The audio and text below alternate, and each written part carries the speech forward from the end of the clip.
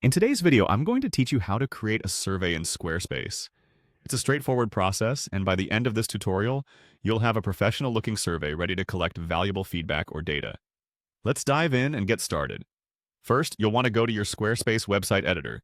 This is where all the magic happens. You can find your website editor in Squarespace's main dashboard. Once you're there, start by heading over to the page where you want to add your survey.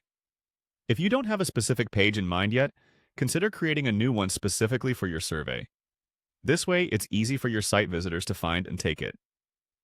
Next, you'll need to click on the Add Block option.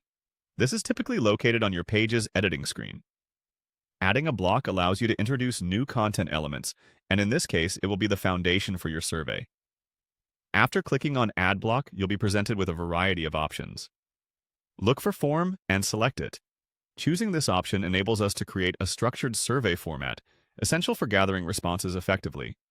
Once you have added your form, click on Edit to start customizing your survey to suit your purpose. The aim here is to make your survey as inviting and clear as possible for everyone who participates. Now it's time to shape the survey's content. Click on Edit Form Fields. Here you can see the existing template fields. If any default fields aren't useful for your survey, you can click the Delete option to remove them. This customizes your form, ensuring that only the most relevant questions and options are included. To add new options, click Add Field. This choice lets you broaden your survey questions with various formats such as multiple choice, drop-downs, or text responses. For the purposes of this demonstration, click on Radio. The radio field allows users to select one option from many, which is excellent for clear and concise responses.